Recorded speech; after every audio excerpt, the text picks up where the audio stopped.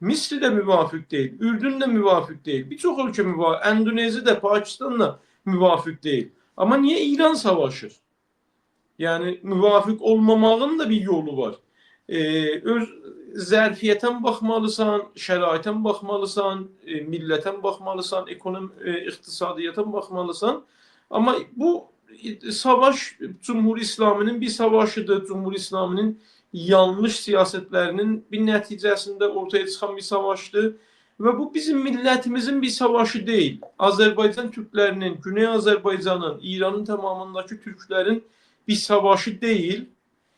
Yani biz tabii burada istemirik ki bir savaş olsun, istemirik ki e, insanlar ölsün, ne İsrail tarafında, ne İran tarafında.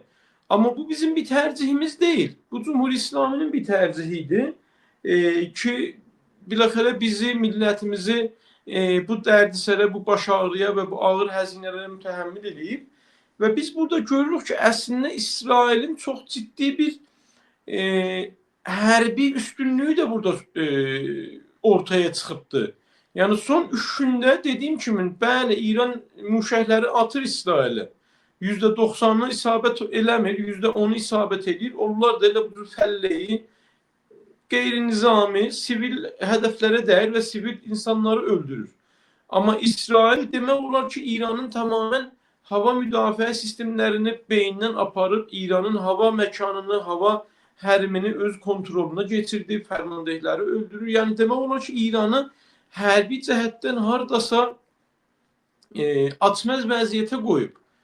Ve Tehran'da bütün stratejik noktaları vuruptu. Bugün Dadgustari'den tutmuş, Xarici İşlər Nazirliyinden tutmuş, ta ki İttilat-ı Sipaha kadar, bizzat İttilatın binasına kadar tamamen nokta atışı dənə-dənə həssas yerləri vurur. Ahmet Bey, burada sual yaranır. Bu 40 ildən sonra ki mən muşaki bir ölkəyəm, mən bu qədər teknoloji əlimdə vardı, mən bunları yaratmışam, mən hava savunmam belədir. 40 ildən sonra necə olur? İran belə bir tora düşür. Ya bunlar sadəcə bir laf idi. Gəlib söyləyirdilər və bu pullar ki, xəzinələr ki, büdcə ki ayrılırdı bu hava savunmasına, bilməm İranın hər nə ancaq bu nizami orqanlarına da, hər yanına, hətta ittilatına. Mossad necə olur? Gəlir bir nəmsət İsrail uçaq yollamadan da Mossadın amilləri içəridə istədiyi işləri şəhərlərdə dronları oyan-buyan eləyirlər, istədiyi yeri vururlar, istədiyi nöqtəni vururlar. Bir ölkə ki, bu iki böyükdür və iddiası buydu ki, mən dünya ilə savaşa girirəm, mən Amerika hadisədən neçə danışığı var ki, deyirdi biz Əbülqudratıq, Amerika da bizlə savaşa bilməz daha. Bunlar nə oldu? Birdən bunlar bu qədər bütçə, məsələn, Xameneyi indi gəlib nə cavab verə bilər bu millətə? Əgər Xameneydən sual soruşa bil, adlı millət, mən, sən, hər kəs. Ki, ay Xameneyi, 40 ildir sən deyirsən, biz əgər bahalıq var, əgər aclıq vardır, bunlar hamısı bizim əmniyyətimizə görədir. Bunlar biz demək olar dünya üçün savaşdayaq, biz müşəhlərimizi belə güclü eləyəcək. Bunlar hanı? Hətta əgər bunlar öz canlarına da xəş qoymadılar. Yəni öz müdafiələrinə də bir çalışmadılar. Generalları öldürüldü, bilim insanları öldürüldü, evlərini vurdular. Və hardaydı bu əmniyyəti qüvvələr, bu hardaydı bunların müşəhləri, hardaydı bunların İsrailin uçaqları 200-dən uçağa gəlir, İranında bütün nöqtələrin dolanır gedir. Bir dənə zərə, yəni bunlar sual yaranır, Məclis bəy.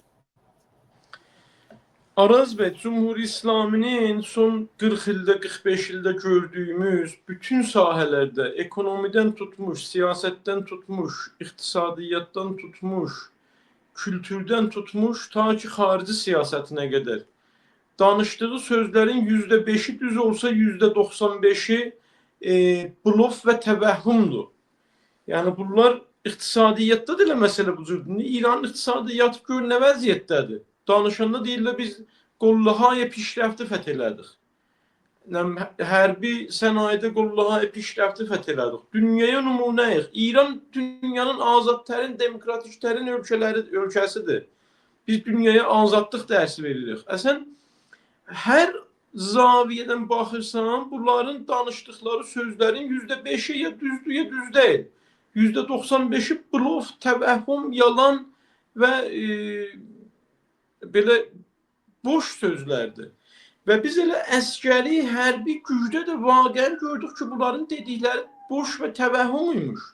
İsrail ile 24 saatin içinde bunların bütün hava müdafaa sistemlerini sıradan çıkarttı ve bu dakika İran'ın bütün hava mekanı İsrail'in kontrolünde. Elə Suriye'den necə girir? Zaten Suriye'nin de hava mekanı İsrail'in kontrolünde. Irak'ın da bir müdafaa imkanı yoktu. Olsa da eləmir. Elə Suriye'den girdiği kimin gəlir İran'a, ta Tehran'a kimin, Məşədə kimin bölgədə Məşədə bombaran edib. Ben düşünürüm ki ümumiyyətlə bu artıq İran İslam rejiminin hayatında bir dönüm noktasıdır. Açıkçası ben bunu biraz Səddamın bu Cəngi Xəlic Körfəz savaşı məsələsinə bənzədirəm ki, demək olar ki də Səddamın bütün əlindəki kartlar alındı, əlindəki silahlar alındı və Səddam bir dənə yaralı, bir dənə mövcud kimi buraxıldı ta can çəkişsin və sonunda bir yerdə artıq Səddamın canını aldılar. Mən düşünmürəm ki bu saatten sonra İran rejimi həqiqətən eləyə bilsin ki bir daha toparlaya bilsin. Çünkü niyabəti güclərini əldən verib tamamən. Hizbullah gördük ki heç bir təhərrük eləmədi. Əraqda Həşd-ü Şəbi heç bir təhərrük eləmədi. Husilərin heç bir doğru düzgün təhərrükü olmadı. Həstəyə gücü zaten olanları da indi biraz vurdular, biraz vuracaqlar. Yəni həstəyə gücündən də çox bir buna haray yoxdur. Muşaki gücüyle də tək muşakinin ki olmaz ki sən attın sən İsrailin deyək 4 dənə məhəlləsini vurdun. O əvəzinə gəlirsən 100 dənə Mərəddə Lülə kərxanasından tutmuş Təbrizin paygahı olmuş işarəsini yerlə bir eləyiblər. Urmiyanın Əl-Məhdi paygahının yerlə bir eləyiblər. Tehranda vizarətxana binası qalmayıb yerlə bir eləyiblər. İndi sən durdun Hayfaya, Tel Avivə 4 dənə muşay attın, 4 dənə məhəllədə 5-10 nəfər normal vətəndaşı öldürdün, nə olacaq, öldürmədin, nə olacaq? Sənin bütün zirsaxtların dağılır. Bir kere hava mekanına kontrolünü itirmisən sən. Bir dövlət ki hava mekanına kontrolünü itirdi, da o əslində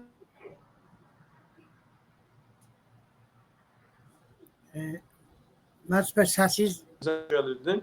gəldi. Nəysə, mən fikirlərim bu mənim səsim var mı? Bəli. Mənsubə təşəkkür Səsim var mı mənim? Var, indi var. Bir ləhzə kəsildi, bir ləhzə. Mən son bir cümlə deyim. Mən fikir edirəm artıq İran dövləti seyri nüzuliyə düşdü. İran rejimi, İran İslam rejimi və bu da bir dənə nöqtəyə ətf edir ki, bir daha əski günlərə dönə bilməyəcək. Və indi bu müddət 1 il çəkə, 5 il çəkə, 3 ay çəkə, onu mən bilmirəm. Amma artıq bu rejim demək olar ki, sonun başlanğıcı oldu bu rejimə. Və bunun geri dönüşü olmayacaq. Bəli, bəs siz pişbiyiniz budur. Siz gələcəyi belə görürsünüz ki, İran demək olar uçuşun tərəfinə gedir, yıxılmaq tərəfinə gedir. Burada sual yaranır bizim Batı Azərbaycanımıza, ya əslində belə bütün Azərbaycanımıza görə. Bildiniz ki, İsrail siz özü də dediniz, Azərbaycanımızın da bir çox nöqtəsinin üzərliklə Təbrizin, o nizami yerlərin, nizami hissələrin, ya Mərəndin, ya onlar da vurur. Və bu əgər gələcəkdə İran parçalanmaq tərəfinə getdi, İran parçalandı, yəni heç bir şey bəəddə deyil və heç bir şey də burada gözdən qaçışmaq olmaz. Yəni hər anca olay baş verə bilər. Dediniz ki, indi İran zaten havasını küllən əldən veribdi, yəni İsrailin uçaqları istədi ki, gəlib gedirlər və Amerikadan İsrail yardım istədi ki, Amerikada bu məsələyə İranla savaşa qatılsın ki, Amerikada bunu hələ rədd eləmədi heç. Bəli də demədi, amma rədd eləmədi. Bu vəziyyətə gələ və bu yandan kütlər Batı Azərbaycanda